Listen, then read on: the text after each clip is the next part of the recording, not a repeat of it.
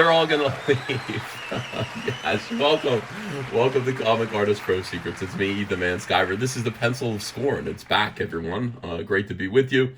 And I don't know if you know yet. You probably already know, but Elon Musk, who your boy Zach refers to as the Tony Stark of our time, like the non-fictional Tony Stark of our era, he is buying Twitter for $44 billion, and Twitter seems to have accepted his offer. He is going to become the CEO of Twitter, and that is going to mean major changes for Twitter, and indeed, I think for society, because Twitter is much more important than I think we realized that Twitter was ever going to become when it first emerged. It has become the incubator where elite opinion is sort of processed and formulated, and everything that you see on TV and the news and the media, basically it's all discussed and battled over right here on Twitter. It has become a platform where speech happens, and unfortunately, it has not been particularly pro-free speech. In fact, it has been just the opposite.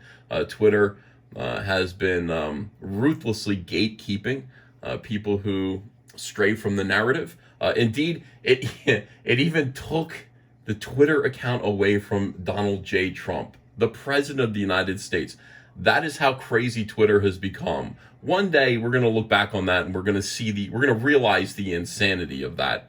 But that's why the left, that's why these radical SJWs love Twitter so much, because they know that the people who run Twitter are on their side, and they're perfectly willing to silence any dissent. They're perfectly willing to ruthlessly punish right-wingers who might say the wrong thing, who might make a joke that people find inappropriate. And they like that. I mean, SJWs do like that because they don't like free speech. Free speech troubles them. Look at this. Again, this is Erik Larsen here. Erik Larsen is the guy who would disappoint kids back in the late 1980s and 1990s when Todd McFarlane was supposed to be drawing Spider-Man and he'd miss an issue. Erik Larsen would be the fill-in issue, and that would be the disappointment. I mean, I was right there. I was 14 or 15 years old. Todd McFarlane's artwork on Spider-Man absolutely knocked the eyeballs out of my head. I loved it. And every now and then, Todd wouldn't be able to finish an issue. He'd go on vacation. He would do something like that. And he would do the cover, and the interiors would be done by Erik Larsen, who could not, with all due deference and respect, he could not carry Todd McFarlane's jock. I mean, it was just, it just wasn't good. So Erik Larsen, there might be some anger there. There might be some leftover hostility from all the way back in those days. But SJWs like Erik Larsen, and Erik Larsen has been having some trouble. I detailed that in my last live stream. He's been having some trouble expressing some opinions about the comic book industry that have fallen afoul, that have run afoul of the left in comics, and he's been trying to make up for it.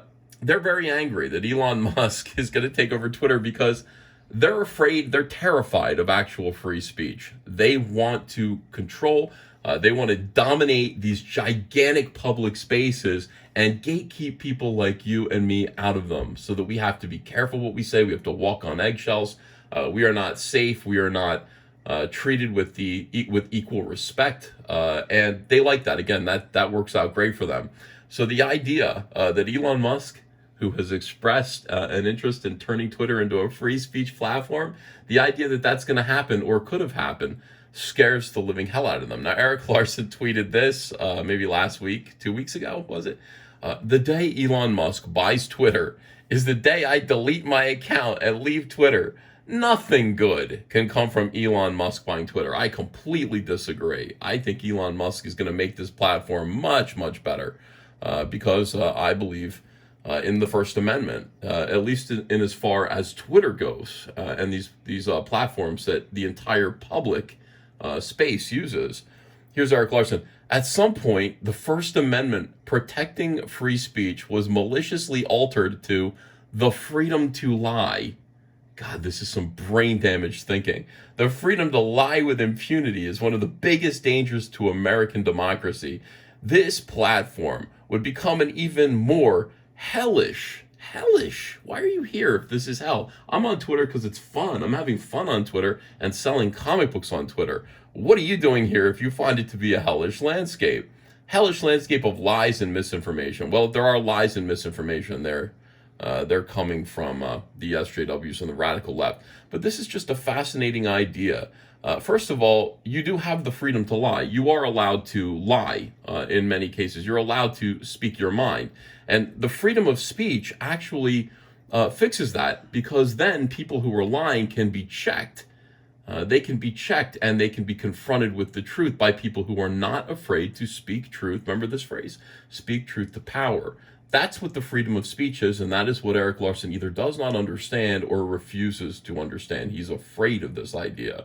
When one side of the aisle is afraid to counter a narrative because they will be punished by losing their Twitter account, losing their YouTube account, any number of, at worst case scenario, they could become canceled by people on Twitter, stalked.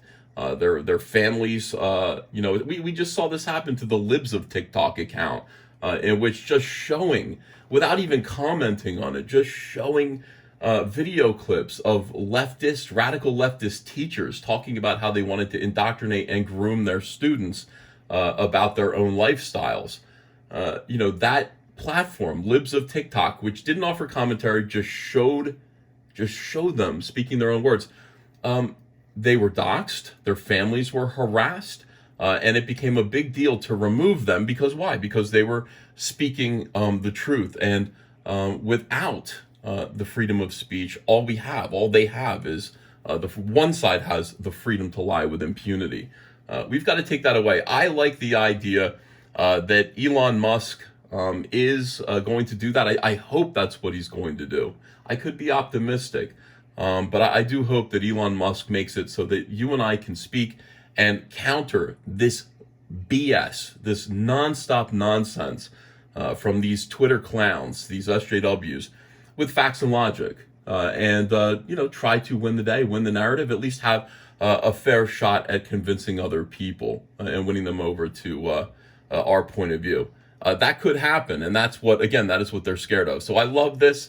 I love Erik Larsen saying the day Elon Musk buys Twitter is the day I delete my account and leave Twitter. And I just responded, so today then? And yes, indeed. In fact, let's see people's responses to this. Adios, Erik. Effing bye. Bye. He left. He's gone. Thanks, Elon. LOL. Everybody's saying goodbye. Later, skater. Well, bye. This is absolutely wonderful. Got to give him props. This is where I disagree right here. Okay, now a lot of people are saying this. Got to give him props for being a man of his word for one day at least. I do not give him props at all for this. This is cowardice. I do not believe he's going to be gone from Twitter for long because SJWs are addicted to Twitter. They're going to have to get adjusted to the new temperature in the room, which is going to be freedom of speech. Hopefully, okay, I'm being optimistic. Hopefully, Erik Larsen will come back. The reason why he left is because he knew he was going to take a whole lot of abuse on Twitter today, and why put up with that? Whoever taught him his values and ideology was really thorough and deceptive, and that is sad. So, what do I want to say? I want to say this is great news. It really bodes well. I'm so excited about this November. I'm excited about some changes as the pendulum swings back. Most of all, I'm very excited about COMICSgate. We just keep winning. We are still here. We have endured so much abuse. COMICSgate, of course, and I'm a part of it. I'm a leading voice in COMICSgate. It's the movement that's protesting against the radical left-wing invasion and domination of the comic book industry and all of the disastrous consequences that has brought. We have formed our own movement. We are crowdfunding our own comic books, and we have our own voices. We don't have to worry about answering to the left or anyone over politics. We can't be punished because we own our own little businesses. So it's wonderful. Just to see this happening as well, I don't know. It's going to be a fun year, everyone. And I'm glad you'll be here with me. Thanks very much. If you like this video, please leave me a comment below. I want to know what you think about all of this. By the way, do you like this style of video? Is it okay if I do this, or would you rather that I do OBS and StreamYard stuff? I'm not sure, but I listen to you guys as much as I possibly can. Also, please subscribe, like this video, share this video, and take a look in the description below and support Cyberfrog comic books, and you can get them on our eBay store, and back Cyberfrog Indiegogo campaigns. Love you guys. See you again soon with another video.